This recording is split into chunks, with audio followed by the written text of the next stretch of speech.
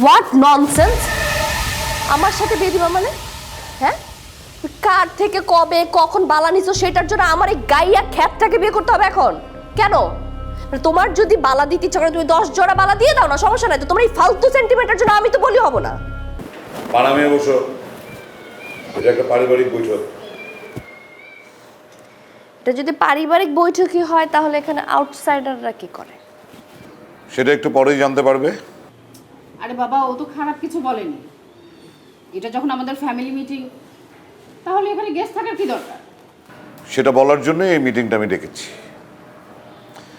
দেখো, তোমরা জানো যে আমি অনেক দরিদ্র পরিবারের সন্তান। অনেক কষ্ট করে আমি লেখাপড়া শেষ করেছি। তারপর এই শফিকের মা, আমার বড় বোন, তার নিজের হাতের দুটো সোনার বালা খুলে আমাকে দিয়েছিল। সেটা বিক্রি করে আমি ব্যবসা করে আজকের এই অবস্থায় এসেছি।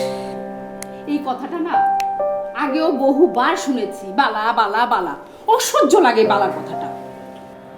তো আমার বোনের সেই ঋণ শোধ করার সময় আজকে এসেছে।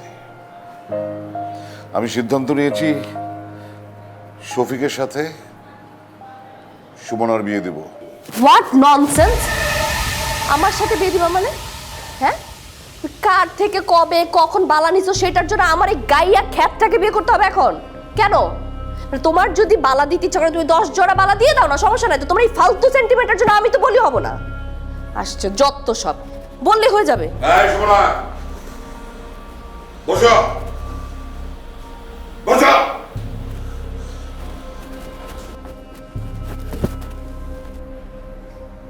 তুমি ভুলে যেও না তুমি তোমার বাবার সাথে কথা বলছো।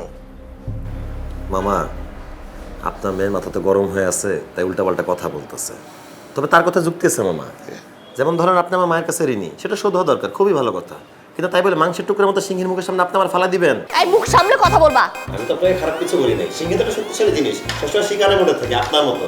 মামা, আপনি আমার অন্য কিছু করতে বলেন, আমি করতে রাজি আছি। এই যে কাজের মেয়ে ময়না, তার সাথে আপনি আমার বিয়ে করতে বলেন, আমি বিয়ে করতে রাজি আছি। এই ময়না বিয়ে করবা?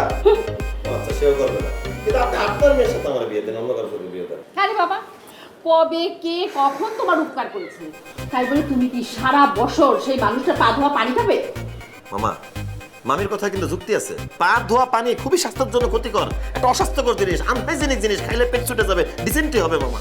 এটাই আমার লাস্ট এন্ড ফাইনাল ডিসিশন।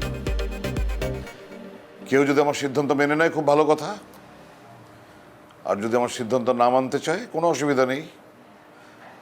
সে যেন নিজ দায়িত্বে আমার বাড়ি ছেড়ে চলে যায়। আর আমার সহায় সম্পত্তির একটা টাকা করিও সে পাবে না, এই কথা বলে দিচ্ছি। এসব ফালতু জিনিসটা একদম ভাল লাগে না পাপা।